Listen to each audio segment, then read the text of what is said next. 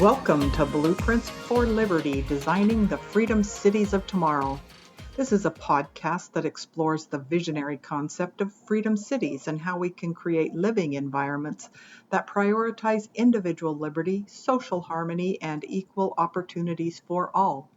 We look back through history to see how the past informs the future and how people can self-organize in their communities to support self-sufficiency.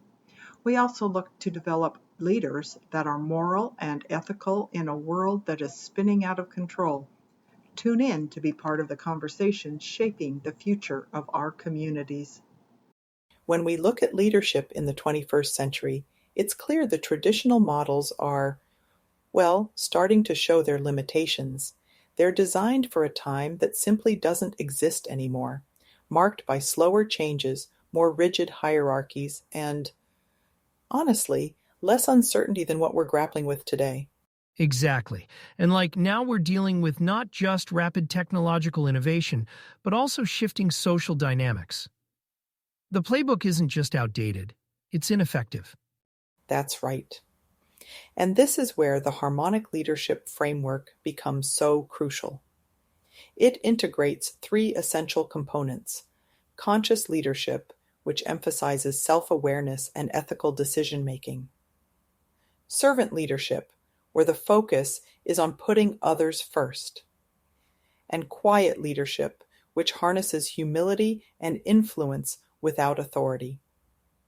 It is also agile, innovative, and poised to respond rapidly to change. Okay, can we break this down a little bit? I mean, these terms sound great, but what makes them, better than what we've been doing? What makes them better is how they address the realities we're facing. Traditional leadership often creates silos. It's hierarchical, overly results-driven, and can sometimes overlook the human element. Harmonic leadership is adaptable, people-focused, and holistic. It's designed for complexity and for environments where change is constant. So it's kind of like moving from, command and control, slow-moving bureaucracy to rapid response, connection, and collaboration. Exactly. And let me share a quick story to illustrate this. Imagine a nonprofit where staff turnover was high, donors weren't renewing their commitments, and honestly, morale was just in the gutter. But the director decided to lean into servant leadership. She started actively listening to her team, involving them in decision-making processes, and being genuinely transparent about the organization's challenges. And the results had the potential to completely transform the future of the organization? Yes. Team members would feel valued and invested in the mission again. Their ideas could lead to some of the most innovative fundraising campaigns ever seen. And donor retention? It could skyrocket because people could see the passion and alignment in leadership. Wow, that's really powerful. The shift wasn't just about doing things differently, it was about empowering people to become part of the solution. Exactly. Harmonic leadership fosters that empowerment by merging vision, service, and reflection. It's not about a leader at the top of a pyramid. It's about, harmony, aligning people and purpose for sustainable success. So, with that sense of alignment and purpose in mind, let's dive into the actual framework, the 5 steps that make harmonic leadership not just a theory, but something people can actively apply in their lives and organizations. It's practical, straightforward, and designed to fit right into the complexities of modern leadership. All right, give it to me. What's step 1? Step 1 is the foundation in conscious leadership. This is where it all starts. Building self-awareness, understanding your values, and developing the ability to make ethical, informed decisions. Leaders learn how to recognize their biases, stay accountable, and, most importantly, lead with integrity. So kind of like a personal audit, right? Exactly. It's about grounding yourself because let's face it, if you don't know who you are or what you stand for, how can you lead others? Now, step 2 takes us deeper with servant leadership. Here, participants focus on serving others, whether it's their teams, their communities, or stakeholders. This isn't the leader as the hero model. It's about empowering others to succeed. All right, hang on. That's a big shift for a lot of people. How do they, wrap their heads around that? Through direct experience, we incorporate things like community service projects and mentorship activities, real scenarios where they practice stepping back and putting others first. It's hands-on, and honestly, the impact is transformative. Now, moving on to step 3, mastering quiet leadership. This one's all about leading through presence and humility. Quiet leadership. Does that mean they just stay, in the background? Not at all. It's about influence without authority. Think of it like this: some of the most impactful leaders in history led by example. They didn't need, big speeches or dramatic gestures. They created change by being reliable, reflective, and intentional. Participants get to explore this through activities like silent retreats and peer-led discussions. So it's kind of a balance? Strong yet subtle leadership? Absolutely. And that brings us to step 4, which is the real test: implementing a capstone project.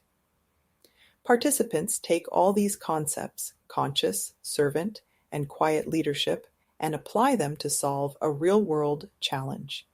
It could be, say, addressing an issue in their organization or creating an initiative in their communities. Oh, I love that. It's like leadership with a purpose. So you're not just learning, you're doing. Exactly. And then step 5, it closes the loop.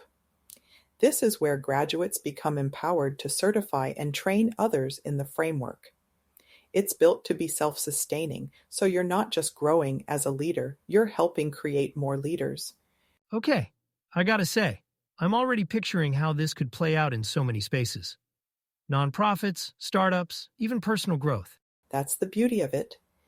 The framework is adaptable, and we see it in real stories, like one graduate who used these steps to turn around a struggling tech startup. They started by focusing on conscious leadership, realigning their values and approach, which led to better decision-making and stronger relationships with their team. And I'm guessing that cascaded into other improvements? It did. They saw an uptick in innovation, a reduction in turnover, and most importantly, they created a culture where people genuinely wanted to contribute. This isn't just theory, it's practical and impactful. And it's scalable too, right? Because that's, I think, something leadership programs often miss. How to apply it across different contexts. Building on where we left off, let's dive deeper into the capstone project. This is the stage where harmonic leadership shifts from theory to impactful action. Participants take on real-world challenges, whether ethical, organizational, or community-focused, and apply everything they've learned to create meaningful solutions. And they're tackling these challenges using all 3 leadership styles: conscious, servant, and quiet leadership, right? Exactly. The capstone is highly personal, designed for individuals to apply what they've learned to solve issues that matter to them or their communities.